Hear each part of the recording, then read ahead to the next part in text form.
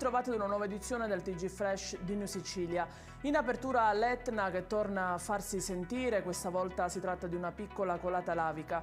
È iniziata nella notte tra il 27 e il 28 novembre scorsi. La colata ha tracimato la Valle del Leone, dove si sono aperte le bocche effusive che la generano per dirigersi verso la Valle del Bove, raggiungendo 1 chilometro di lunghezza e una quota minima di circa 2600 metri sul mare. E quanto emerge da osservazioni dell'Istituto Nazionale di Geofisica e Vulcanologia, Osservatorio Etneo di Catania.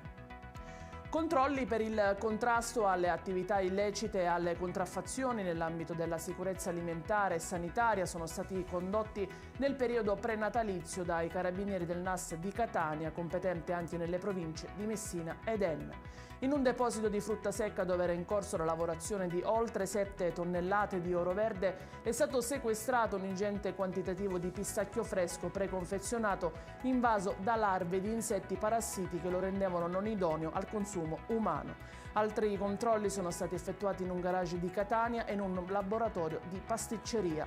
Sono stati sequestrati circa 2500 articoli, tra cui luminarie elettriche e dispositivi elettronici multifunzione ritenuti pericolosi per la salute dei consumatori.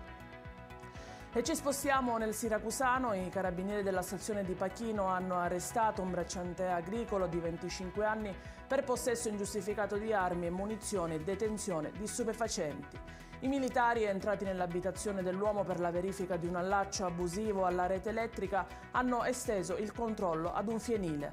Il giovane ha provato ad occultare uno zaino tra le balle di fieno all'interno della sacca.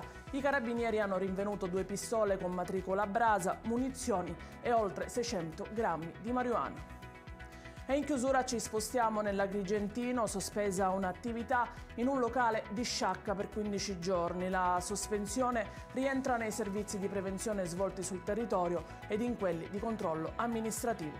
È tutto per questa edizione, il TG Flash ritorna alle 14.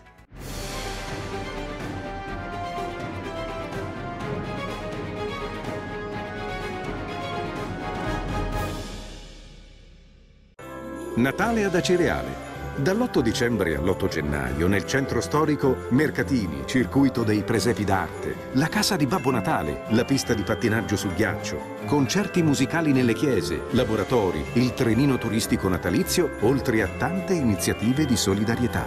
Il 24 dicembre alle ore 20, Uzzukku, tradizionale accensione. L'amministrazione comunale augura buone feste.